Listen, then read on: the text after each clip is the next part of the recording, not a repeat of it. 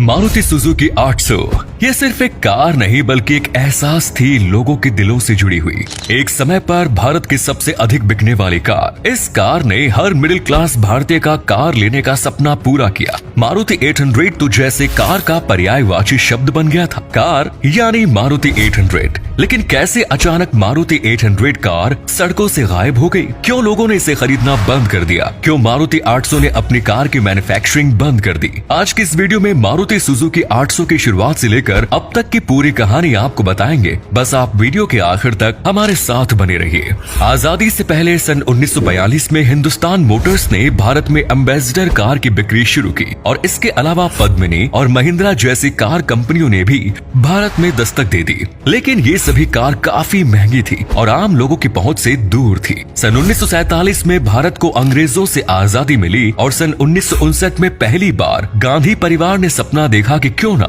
एक ऐसी कार बनाया जाए जिसे खरीदना भारतीयों के लिए आसान हो, हर भारतीय के लिए वो कार अफोर्डेबल हो सके।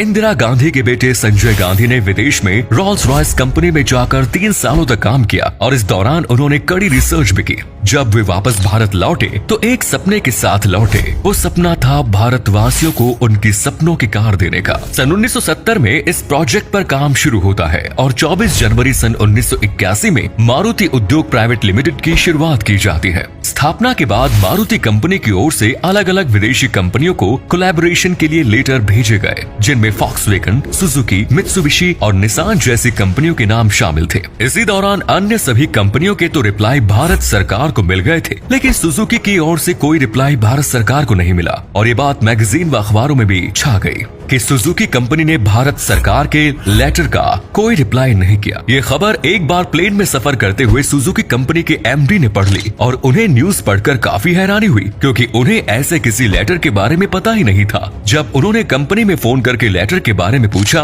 तो कंपनी के स्टाफ ने बताया कि हाँ, उन्हें एक ऐसा लेटर मिला था और इसके तुरंत बाद एमडी ने भारत सरकार को फोन किया और कोलैबोरेशन के लिए अपनी स्वीकृति प्रदान की। इसी के साथ सुजुकी कंपनी ने 21 करोड़ रुपयों का निवेश भी किया। सन 1982 में भारत सुजुकी कंपनी की स्थापना होती है और गाड़ियों की मैन्युफैक्चरिंग शुरू कर दी जाती है। करीब 13 महीनों की मेहनत के बाद 14 दिसंबर सन 1983 को हरपाल सिंह जी, वो जिन्होंने मारुति सुजुकी गाड़ी खरीदी थी और गाड़ी की चाबी तत्कालीन प्रधानमंत्री इंदिरा गांधी ने उन्हें हैंडओवर की थी। उस समय गाड़ी की कीमत 47,500 रुपए थी। इस कीमत में आज के समय में एक साधारण सी स्कूटी भी नहीं आएगी। ये गाड़ी हरपाल सिंह ने कभी नहीं बेची और जब तक वे जीवित रहे इसी गाड़ी से सफर किया। सन 1983 वैसे भी भारत के लिए यादगार था, क्योंकि इसी साल इंडिया ने अपना पहला क्रिकेट विश्व कप जीता। बहुत से लोग सोचते हैं कि कंपनी का नाम मारुति क्यों रखा गया। असल में ये नाम हनुमान जी के एक नाम पर रखा गया। वे पवन पुत्र भी कहे जाते हैं और सरकार चाहती थी कि एक ऐसी अफोर्डेबल कार देशवासियों को दी जाए जिससे आम आदमी भी हवा से बातें करते हुए सफर तय कर सके।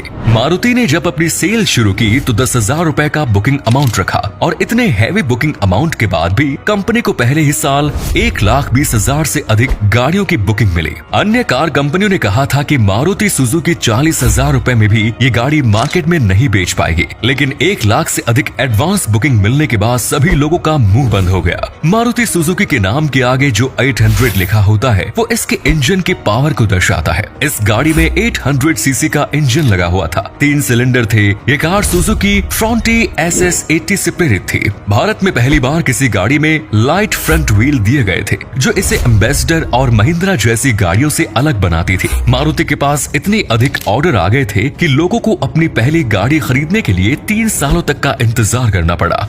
कई बार तो कंपनी ने लॉटरी सिस्टम से लोगों के नाम डिसाइड किए कि आखिर किसको पहली गाड़ी मिलेगी। इसी वजह से उस दौर में गाड़ियों की ब्लैक मार्केटिंग भी शुरू हो गई। सन 1984 में मारुति सुजुकी ने ओमनी वैन लॉन्च की और सन 1985 में मारुति सुजुकी की जिप्सी लॉन्च हुई।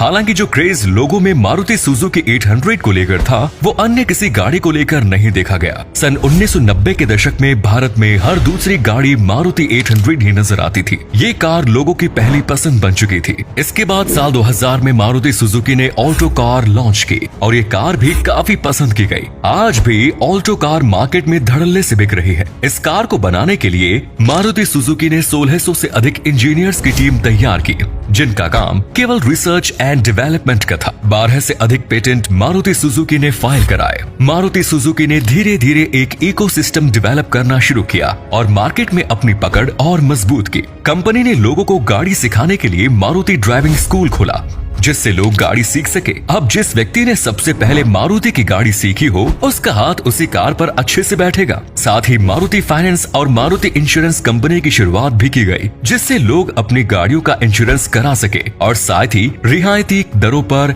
लोन लेकर गाड़ी खरीद सके। कंपनी ने एसेसरीज और पार्ट्स भी बनाने शुरू कर दिए, जिससे कोई भी खराबी होने पर लोग ओरिजिनल पार्ट डलवा सके। मारुति ने ऑटो कार्ड की भी शुरुआत की, जिसमें कोई भी पार्ट खरीदने पर या फिर सर्विस कराने पर कस्टमर्स को रिवॉर्ड पॉइंट्स दिए जाते थे और कस्टमर्स उन रिवॉर्ड पॉइंट्स के इस्तेमाल से डिस्काउंट प्राप्त कर सके। मारुति ने अपने डिस्ट्रीब्यूशन सेंटर्स बढ़ाने पर भी जोर दिया और देश के 1900 शहरों में 3000 से अधिक सेलिंग स्टेशंस खोल दिए। साथ ही श्रीलंका, बांग्लादेश, मोरक्को और कई यूरोपीय देशों में भी कार की बिक्री शुरू कर दी गई। लेकिन साल 2009 के बाद कंपनी की सेल डाउन होनी शुरू हो गई।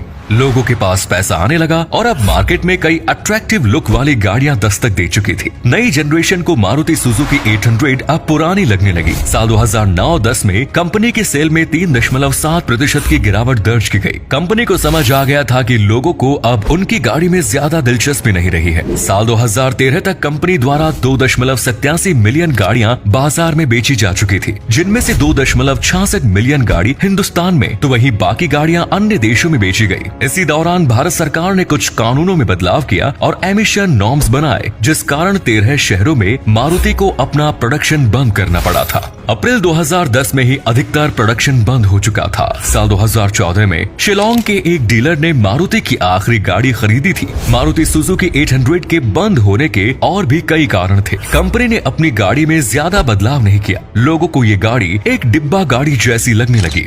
साथ ही कंपनी में काम करने वाले लेबर ने यूनियन बनाना शुरू कर दिया और कई प्रोटेस्ट किए। जो समय कंपनी के सीनियर्स को मार्केटिंग में देना चाहिए था, वो समय लेबर्स की शिकायत और क्लेश में जाया हो गया। रोजाना लेबर के नए मुद्दे सामने आ रहे थे। एक बार तो लेबर ने मिलकर अपने सुपरवाइजर की हत्या भी कर दी। इसके अलावा इंटरनेशनल मार्केट में भी मारुति सुजुकी 800 की डिमांड लगभग बंद हो चुकी थी। भले ही मारुति सुजुकी 800 आज सड़कों पर दौड़ती नजर नहीं आती है, लेकिन भारतीयों के दिलों में ये गाड़ी हमेशा जिंदा रहेगी। और आज भी कितने ही लोग ऐसे हैं जिन्होंने ये गाड़ी बेची नहीं है, अपने गैराज में या पार्किंग में इस गाड़ी को स्पेशल जगह दी हुई है। दोस्तों, आपको मारुति सुजुकी 800 कार कैसी लगती है और क्या आपने कभी इसमें सफर किया है, हमें कमेंट्स में जरूर बताएं। और अगर आपको आज की ये वीडियो इंटरेस्टिंग और नॉलेजेबल लगी तो वीडियो को अधिक से अधिक लाइक और शेयर अवश्य करें। आज के लिए इतना ही, फिर मिलेंगे नई वीडियो में। धन्यवाद।